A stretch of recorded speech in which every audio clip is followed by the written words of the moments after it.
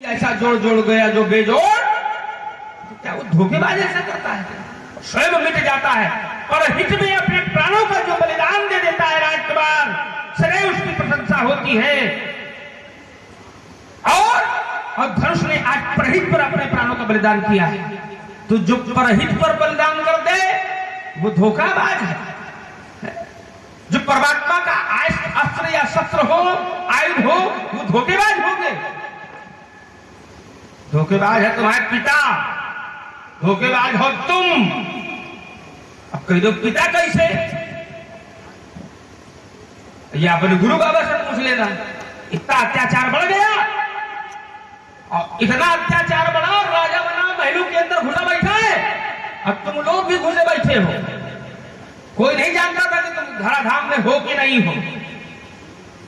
तो महामुनि विश्वामित्र जी को ये चिंता व्यापी, जय जय देश खेल तुझ पावई, नगर गांव पुर आग लगावही। अत्याचार हो रहा है, राजा का यही दायित्व होता है क्या?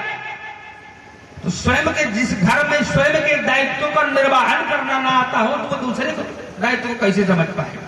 ये यहाँ से प्रमाणित हुआ कि नहीं हुआ? अब हाँ या ना ईमानदारी से बोलना, तुम्हें सबकी लक्ष्मण की सौगंध है। बोलो, है सही धनुष, है लक्ष्मण गलत, धोखेबाज? अब हमें न कहलाना राजकुमार, तो तात्पर्य कथन ये है। तो लक्ष्मण कुमार ने कहा कि धनुष के प्रति अनेक बातें आई, तो राजकुमार आंशिक भी है, अनैतिक भी है और असंवैधानिक भी है। क्यों? अच्छा, एक विशेषता और है, जिस धनुष के बल पर तोड़ने वाला त्रिभुवन का विजेता बन गया, और उस धनुष को तोड़ करके कहां डाल दिया गया? देखा चाप खंड मही। इसके पहले हमारा क्रोध इतना नहीं है। जब मैंने देखा पृथ्वी पर तोड़ करके अनाज की तरफ फेंक दिया गया, जिस समय इस समझ में आया राजकुमार, आने के बाद बार बार इस समाज की तरफ देखा, एक बार इस धनुष की तरफ देखा कि जिसके बल पर बिगड़ते हुए संतुलन का सुधार किया जाता रहा हो, उसको तोड़ करके पृथ्वी में अनाज की तरफ फेंक दिया गया। तो सबसे बड़ा अनैतिक और अनुचित कार्य तो यही हो गया। जो पूजित हो, जो श्रेष्ठ हो। अच्छा, बोले ये धनुष शुरू से धोखेबाज था, अब ये कहां से भाई आप स्वयं लेके आना, हमें क्या करना है? हमारे लिए तो हमारे लिए श्रेष्ठ है। अब मैं एक सिद्धांत पढ़े दे रहा हूं, ये धनुष साधारण नहीं है। कैसा है? तो कहा इमे द्वि धनुषी श्रेष्ठ है। दो धनुष है जो श्रेष्ठ है। कौन? एक मेरे पास जो सारंग है, दूसरा पिनाक। दिव्य, क्या है वो? दिव्य भी है। लोकाभिपूजिते, जो लोगों में पूजित है। दृढ़ है, बड़ा दृढ़ है, बलवती, मुख्य, शुक्रते विश्वकर्मा। ऐसा धनुष है, साधारण नहीं है राजकुमार। अरे ये वो धनुष है जहां धूप शास्त्र से एक ही बारा लगे उठावन तरई। साधारण धनुष है क्या? ये वो धनुष है राजकुमार, जिसके लिए कहा गया है दगैन शंभु सरासन कैसे। अब कामी, अब हम सुनेंगे नहीं, थोड़ा सा अच्छा लगा। नहीं, अब हमारी है तो हमारी सुन लो। अब जैसे हम सुने तो कामी वचन सती मन, पर चलो अच्छा कह लो, हम ये भी अवसर दिए दे रहे हैं। आपने कहा ये साधारण नहीं है। अच्छा, जब ये साधारण नहीं है तो तोड़ने वाला क्या साधारण होता? ये चिंतन करें तो वो असाधारण होगा, और जब वो असाधारण है तो इससे तो श्रेष्ठ ही होगा। ध्यान में, इससे श्रेष्ठ होगा। आपने कहा तोड़ करके पृथ्वी पर डाल दिया गया। जिसे आप पृथ्वी कह रहे हैं ना, ये माता की गोद है। अब हम बोल ले थोड़ा सा अपनी बात स्पष्ट कर दे, बस फिर बोलो। हम कब कहने ना बोलो, थोड़ी सी बात स्पष्ट कर दे। ये माता है, जननी, जन्मभूमि, अपनी माँ हो, और चाहे जन्मभूमि हो या खाके पृथ्वी माँ हो, और ये पृथ्वी जब माँ है तो मरने के बाद या वस्तु नष्ट होने के पश्चात अपनी माँ की गोद में अगर पहुंच जाए तो उससे बड़ा सौभाग्यशाली कोई होगा क्या? एक उत्तर। दूसरा उत्तर लीजिए, जिस भूमि, जो भूमि पवित्र भूमि हो, धनुष कहां था? विमल वेदिका रुचिर संवारी, पवित्र वेदिका थी, और वहां पर जाकर के किसने तोड़ा? धनुष तोड़ने वाले ने तोड़ा। और धनुष तोड़ने वाला वहां पहुंचा तो पवित्र भूमि तीर्थ स्थान के समान हो गई। कैसे? जहां जहां राम चरण चल जाही, कई समान अमरावती नाही। अर्थात वो तीर्थ रात से बढ़ करके भूमि हो गई, इतनी पवित्र हो गई। पवित्र तो थी, महापवित्र हो गई। और एक श्लोक का केवल चतुर्थ चरण पढ़ रहा हूं, पूरा नहीं पढ़ूंगा मैं। और इसीलिए जब धनुष टूटा, धनुष तोड़ने तोड़ा या तोड़ने के लिए वो गया, तो धनुष तोड़ने वाला स्वयं सोचता है कि चलो मैं आज टूट जाऊं। कहां टूट जाऊं? तो कह रहा है देहम मोच स्वयं। देह माने शरीर का उत्सर्ग करूं। कहां? स्वयं। मैं स्वयं कहां करूं? अमुख पाणी तीर्थे, धनुष तोड़ने वाले के तीर्थ रूपी हाथों में अपने प्राणों का उत्सर्ग करूं। और तीर्थों में प्राण छूट जाए तो ये अच्छा कार्य होता है कि अत्याचार होता है? अत्याचार नहीं होता है। अब धोखेबाज वाली बात इसलिए मैं अभी रोक रहा हूं, नहीं कहोगे लक्ष्मण लंबा कर रहा है, हमसे समय मांगा था, इसलिए मैंने, और आप कहो तो धोखेबाज का भी उत्तर दे दूं। कहिए वो। अच्छा कहिए, चलो अच्छी बात है, अच्छी बात हुआ। इसने धोखा देखिए 2 बार दिया। एक बार भगवान शंकर ने धनुष को जब संभाला, त्रिपुरासुर का वध करना चाहा, त्रिपुरासुर को वध करने के लिए प्रयास किया, मूर्छित तो हो जाते थे लेकिन मरते नहीं थे वो। जब नहीं मरे, अमृत कुंड में मूर्छा दूर करने के लिए उनके तीनों पुरों में अमृत का कुंड था, तो तीनों पुरों से अमृत कुंड का पान करके उनको पुनः जीवित करा दिया जाता था, मतलब मूर्छा समाप्त कर दी जाती थी। कई बार भगवान शंकर ने प्रयास किया, लेकिन ये धनुष उन त्रिपुरासुरों का वध नहीं कर पाया। भगवान शंकर अचंभित हो गए, कि कर्तव्य मूढ़ हो गए कि त्रिपुरासुरों का वध कैसे किया जाए। तब भगवान का स्मरण किया तो भगवान विष्णु, भगवान ब्रह्मा दोनों गाय और बछड़े का रूप बना करके आए, तीनों पुरों से अमृत कुंड से पान किया, अमृत का पान किया, और उसके बाद भगवान अच्युत ने, भगवान विष्णु ने जानते क्या किया? अपनी शक्तियों से आयुधों का निर्माण किया। अथासौ शक्ति स्वाभी संभो व्याधानिकम गदा, अपनी शक्तियों से आयुध का निर्माण किया। किससे क्या बनाया? तो बताया गया धर्मम ज्ञानम विरक्ति वृद्धि तपो विद्या क्रियादि रथम सूतम ध्वजा वाहन धनुर्वर्म सराध्य। धर्म से रथ बनाया गया, वैराग्य से ध्वजा बनाई गई, तपस्या से धनुष बनाया गया, क्रिया से बाण बनाए गए, और इसको लेकर के मुहूर्त ईश्वरा।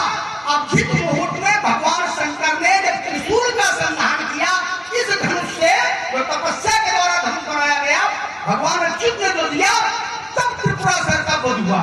श्रीमद् भागवत महापुराण का प्रमाण है, आप जानते होंगे, आप तो वक्ता है इसका। पहला प्रमाण। दूसरा प्रमाण वाल्मीकि का मैं दे रहा हूं। भगवान शंकर और भगवान विष्णु के फलाफल का निरीक्षण जब करना चाहा ब्रह्मा जी ने, तो दोनों में विरोध करा दिया। भगवान शंकर ने यही धनुष संभाला, भगवान विष्णु ने अपना सारंग धनुष संभाला, दोनों में घोर युद्ध हुआ। परिणाम क्या हुआ? भगवान विष्णु ने हुंकार मारी, तो हुंकार मात्र से ये धनुष भ्रमित हो गया, शिथिल हो गया, नहीं चला। तथा तो चंद्रतम सैवम धनुर्भेद पराक्रमम हुंकारेण महादेवो स्तंभो त्रिलोचना। तो भगवान शंकर भी स्तंभित हो गए। जब अस्त्र शस्त्र नहीं चलेगा तो बताओ चलाने वाला क्या करेगा? तो भगवान शंकर भी स्तंभित हो गए। तो भगवान विष्णु को वहां श्रेष्ठ मान लिया गया। जन्मतम तू धनु दृष्ट्वा, सीधे सीधे प्रमाण है। धनुष को शिथिल देख करके देवताओं ने अधिकम मेरुदे विष्णु देवा सच खड़ा था, सभी देवता चले गए और भगवान विष्णु को श्रेष्ठ मान लिया। तो बताइए आप इसको अच्छा कह रहे हैं, क्यों कह रहे हैं ये आप जाने। हमारी जानकारी में तो ये धोखेबाज है। भगवान शंकर नहीं चला पाए, नहीं कुछ कर पाए, भगवान विष्णु को शेष मान लिया गया, वहां पर त्रिपुरासुर का वध इसके द्वारा नहीं कर पाए, तो हम बताओ क्या कहें? हम तो यही कहें, हम तो कहते हैं तुम्हारे पिताजी धोखेबाज हो, तुम धोखेबाज। कहते पिताजी घर में बैठे रहे और अत्याचार हो रहा था। जब ऋषियों मुनियों यज्ञादि कार्य पूर्ण नहीं हो रहे थे, ऋषियों मुनियों को महान कष्ट था, कर्म उपद्रव असुर निकाया, नाना रूप धरे करवाया, तो हमारे गुरुदेव भगवान गए, क्योंकि ये मुनियों के नायक थे। और जब हमारे पिताजी से कहा अनुज समेत देव रघुनाथा निश्चर पद में हो सरा था। अच्छा ईमानदारी से बताना, आप तो बेईमानी की बात कर रहे हो कि धोखा उन्होंने दिया, उन्होंने दिया कि नहीं दिया? हाँ यार बता दीजिए, हमको हमारे भैया को दिया कि नहीं दिया? और जब दिया तो मैंने निशाचरों को मारा कि नहीं मारा? अगर हमने मारा तो हमने धोखा कहा दिया? हमने अपने कर्तव्य का पालन करने के लिए नहीं किया, मैंने कर्तव्य का पालन किया। इसलिए महात्मा जी सुनो देव सब धनुष समाना ऐसा हमने जाना, क्योंकि काछक लाभ चूर्ण धन तोड़े। क्या क्षति हुई, क्या लाभ हुआ इस तरह धनुष के तोड़ देने से? देखा, अब हम नाम भी बताए गए रहे, हम करे बहुत कर। अरे भाई ढूंढ रहे हो ना, सामने देख नहीं पा रहे हो, तुमने कहा नाम है बता दे। देखा राम नयन के भोरे, इसे श्री राम जी ने नए के धोखे से देखा और परिणाम छूटे ही छूटा है, इसमें रजपत का कोई। और ये हमारे भैया श्री देव शंकर जी शुक्ल, जो कि इसी ग्राम भुटकीपुर के निवासी की ओर से 51 श्रद्धा सुमन। इसी क्रम में हमारे परम आदरणीय चाचा श्री बब्बर जी शुक्ल, जो इसी ग्राम के निवासी हैं, हमारे आदरणीय चाचा जी की ओर से 51 श्रद्धा सुमन दोनों ही भगवान के चरणों में प्रणत है। कोट सा साधुवाद। श्री लक्ष्मण कुमार के वचनों पर पुनः विचार करते हैं। तो लक्ष्मण कुमार ने कहा कि सुनहु देव सब धनुष समाना, सभी धनुष हमारी जानकारी में समान है। ये लक्ष्मण की जानकारी है? तो लक्ष्मण की जानकारी माने बालक की जानकारी। अब बालक की जानकारी कितनी होती है सभी जानते हो, क्योंकि ये धनुष समान नहीं है। कैसा है? अच्छा, गज, गज माने हाथी, हाथी का बहुत है, तो सभी एरावत हो जाएंगे? सभी एरावत नहीं हो सकते। वृक्ष बहुत है पर सभी वृक्ष पीपल नहीं हो सकते। नदियां बहुत है पर गंगा के समान कोई नहीं हो सकता। तो जो विशेष है उसकी विशेषता सदैव बनी रहती है। वो विशेषता किसी के दर्शाने से और किसी के समाप्त करने से कभी समाप्त नहीं होती राजकुमार। और लक्ष्मण कुमार ने कहा देखा राम नए के भोरे, नए के धोखे, और इन्होंने कहा देखा है वो पुराना है, टूट गया। तो लक्ष्मण को दिखाई दे रहा है कि ये पुराना है और तोड़ने वाले को नया दिखाई दे रहा है ना? इसका मतलब अब दृष्टि दोष भी है। और तब वो तीसरी बार छूते टूट गया। जो धनुष साधारण नहीं था, कैसा था आदरणीय व्यास जी, जिसके लिए बताया गया। तो कहा शंभु ये सरा सन कैसे जगाए न शंभु सरा सन कैसे अकामी बचन सभी मन जैसे। ऐसा करो अगर तो छूते टूट गया। अरे राजकुमार उसे लिया भी गया होगा, चढ़ाया भी गया होगा, खींचा भी गया होगा, तो कर ले तो चढ़ावत चटकार है। बिना लिए, बिना चढ़ाए, बिना खींचे कैसे टूट गया? ये बात अभी समझ में कम आ रही है। चलिए, और लक्ष्मण कुमार के कथन, अन्य प्रकार के कथन आए। लक्ष्मण कुमार ने कई बोले ये धनुष बड़ा धोखेबाज, फिर वही बात नहीं आए। और हमने तुम्हारे पिता को तुम्हें कहा तो उन्हें बड़ा श्रेष्ठतम बना दिया, बड़ा महानतम बना दिया, जबकि है नहीं। अब बोले ईमानदारी से बताओ, जब महामुनि विश्वामित्र जी गए तो दिया कि नहीं दिया? अब हमसे पूछ लो जो पूछ रहे हो, तभी हम थोड़ा रुक गए थे, कही डालो। जिस समय आचार्य महामुनि विश्वामित्र जी गए और कहा अनुज समेत देहु रघुनाथा अनिश्चर बधो मैं होब। तो एक पिता ने क्या कहा ले जाओ, ऐसे राजी महाराज ऐसे ही ले जाओ। सब सूत प्रिय, अब यहाँ बहुत ध्यान से सुनना, यद्यपि लौकिक दृष्टि से तो मेरे पुत्र हैं 4 और सभी मुझे प्राणों के समान, तो सब सूत प्रिय और मुझी ये प्राण की नाई। पर इन 4 में अगर लेने आए हो तो रामो देता नहीं बना, रावण को बाकी जितने बाचाल है उठा के चाहे सरजू में फेंक दो। इस पर तो उन्होंने कह दिया कि राम न मांगो, यही कह दिया होता कि लखन न मांगो, अनुज को न मांगो। बड़े तो शिष्ट थे, बड़े अच्छे थे, बड़े महान थे, राम की विशेषता है वहां। बाकी तो ले जाकर चाहे सरजू में फेंक आओ, बहाए आओ, कुछ करिए आओ, कोई मतलब नहीं। पर राम की विशेषता तो तात्पर्य है कि अच्छा। और पर एक बहुत अच्छा चिंतन है, अभी हम ना लेंगे चिंतन, अब हमारी चिंतन नहीं ले। और चलो तो बोले धनुष धोखेबाज, तो हम कैसे मान ले? क्योंकि जिसके लिए कहा गया हो कि ये श्रेष्ठ है, जो दिव्य है, अच्छा जो श्रेष्ठ होता है, दिव्य होता है और समान नहीं असामान्य होता है, बड़ा विशेष होता है, तो उसको धोखेबाज कहा जा सकता है। लगाया कहां से? कहां से? भगवान शंकर और भगवान नारायण की युद्ध हो रहा था। एक बार देवताओं ने बलाबल का परीक्षण किया, तो भगवान शंकर के हाथ में था पिनाक और भगवान नारायण के हाथ में था सारंग। तो आचार्य कहने लगे कि धनो रुद्रष्ट संक्रुद्धो विदेहे सुमहायसा देवरातस्य राजन से ददौ हस्ते ससायकम। जब दोनों में बलाबल का परीक्षण होने लगा तो भगवान नारायण ने क्या किया? हुंकारेण महादेव स्तंभितोत त्रिलोचना। हुंकार मात्र से भगवान शंकर को स्तंभित कर दिया, धनुष शिथिल हो गया। अच्छा, ये भगवान के आपस में बलाबल का परीक्षण हो रहा है, तो उन्होंने हुंकार से जब भगवान शंकर को स्तंभित कर दिया, तो धनुष अब क्या करेगा? जब स्वामी स्तंभित हो गए तो धनुष भी शिथिल पड़ गया। तो भगवान शंकर क्रोध में आकर के देवरातस्य राजन से राजा जनक के पूर्वज को दे दिया कि जाओ इसको ले जाओ। और आज तक उसकी पूजा होती रही, जय जयकार होती रही और इतना बड़ा कार्य भी हो गया।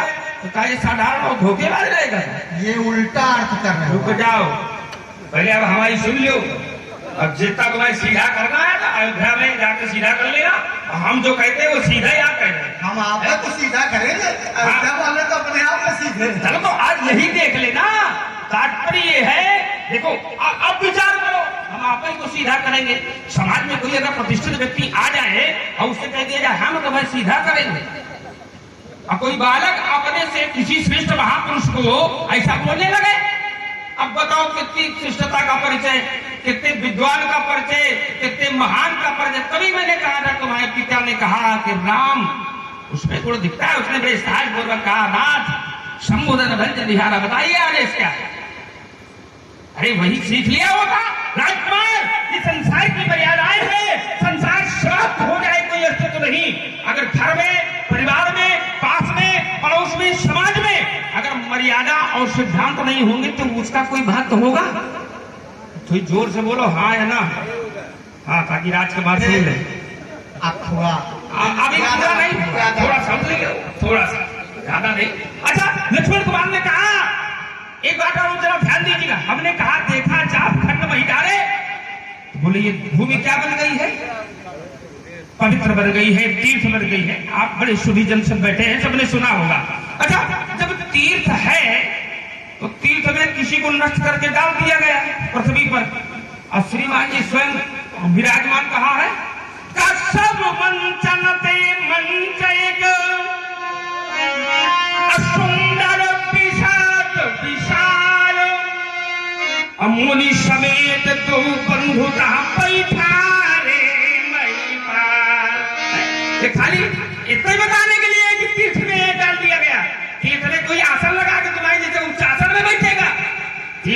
यहाँ जमीन में बैठो, तुड़वा के फेंकवा लिया, अंदर तकाना कर रहे हो, किसी के प्राणों का हरण कर लिया जाए। राजकुमार तुम्हारे पिता जब मर जाए ना, कहते कि यहीं तो रहते थे वो, हमें लगता है तुड़वा के फेंकवा दो तो बेकार है, ज्यादा लंबा हो रहा है। हमें लगता है तीर्थों में कभी गए नहीं। अभी एक बहुत बड़ा तीर्थ हुआ और ये हैं भैया शिव प्रकाश जी पुरी, इनकी ओर से 21 श्रद्धा सुमन दोनों ही भगवान के चरणों में प्रदत्त हैं। इसी क्रम में हमारे भाई सुनील जी चौरसिया जो कि फतेहपुर ग्राम से पधारे 51 श्रद्धा सुमन प्रदत्त कर रहे हैं। कोट सा साधुवाद, धन्यवाद। अच्छा बताइए, तीर्थों में जो बड़े बड़े महामुनि होते हैं जिन्हें मंडलेश्वर कहते हैं, महामंडलेश्वर कहते हैं, शंकराचार्य कहते हैं, आज की भाषा में, नेता की भाषा में नहीं, मतलब जो कलिकाल की भाषा में, जिन्हें शंकराचार्य कहते हैं, महामंडलेश्वर कहते हैं, वो अपने आसन पर बैठते ही नहीं बैठते, और उसी तीर्थराज प्रयाग में बैठते ही नहीं बैठते। सर्वश्रेष्ठ मंत्र में दिया जाता है नहीं दिया जाता है, सम्मानित किया जाता है नहीं किया जाता है, किया जाता है। उसी प्रकार से यहाँ का जो अधिष्ठाता है उसने महामंडलेश्वर अर्थात श्री विश्वामित्र जो महामुनि है उनको सर्वश्रेष्ठ मंत्र दिया, और जब मंत्र दिया गया सम्मान कोई दे रहा तो सम्मान ग्रहण करना चाहिए नहीं करना चाहिए। अब बताओ, मेरे को कोई न दे तो बताओ हम क्या करेंगे? और ये है श्री अंजनी कुमार जी तिवारी जो कि रामा देवी से पधारे हुए हैं। भैया की ओर से 51 श्रद्धा सुमन दोनों ही भगवान के चरणों में प्रदत्त है। कोट सा साधुवाद। और मानसकार यही निर्णय दे रहे हैं, सब मंचन से मंच एक अपनी इच्छा से नहीं बैठे हो, सब मंचन से मंच एक सुंदर विशद विशाल, और आगे क्या है, मुनि समेत दो बंधुता, फिर आगे बैठारी, क्या अपनी इच्छा से नहीं बैठा, हमारे भैया बैठे, हमारे गुरुजी बैठे, बैठा रहे। अब ये तो राजा जनक से कहोगा कि हमको कहीं नहीं बैठा रहा, राजा ये उनका निर्णय है, उन्होंने सम्मान दिया, सर्वश्रेष्ठ मंत्र दिया। अगर कोई सम्मान करे तो सम्मान ग्रहण करना चाहिए। जैसे आपको राजा जनक ने प्रणाम किया, सीता ने प्रणाम किया, आपने आशीर्वाद दिया, आपने सम्मान ग्रहण किया, तभी को आशीर्वाद दिया। 80 दिन सखी ऐसा नहीं, हमने प्रणाम किया, हमारे भैया ने प्रणाम किया, तभी को आपने आशीर्वाद दिया। धीरे से देख भल जोता, ये सम्मान ग्रहण करने की एक विधि है। अब आइए जो आपने बिल्कुल रखे उनका मैं समीचीन उत्तर देते। आपने कहा लक्ष्मण तुम्हारे पिताजी ने ऐसे दे दिया क्या? उन्होंने कह दिया मोरे प्राणनाथ सुत गोहु, यह सब सुत प्रिय हुई प्राण की नाई पर राम के नहीं बना। सारे पुत्र तो प्राणों की तरह हैं, प्रिय हैं, लेकिन श्री राम भी देते नहीं बनता, क्यों? इस पर कभी चिंतन किया? देते क्यों नहीं बन रहा राम जी को? क्योंकि और ये है हमारे भैया आदरणीय श्री रामोजी शुक्ल निवासी खुचकीपुर, इनकी ओर से 51 श्रद्धा सुमन दोनों ही भगवान के चरणों में प्रदत्त हैं। इसी श्रृंखला में ये है हमारे आदरणीय भाई विनोद जी मिश्र, इनकी ओर से भी 51 श्रद्धा सुमन दोनों ही भगवान के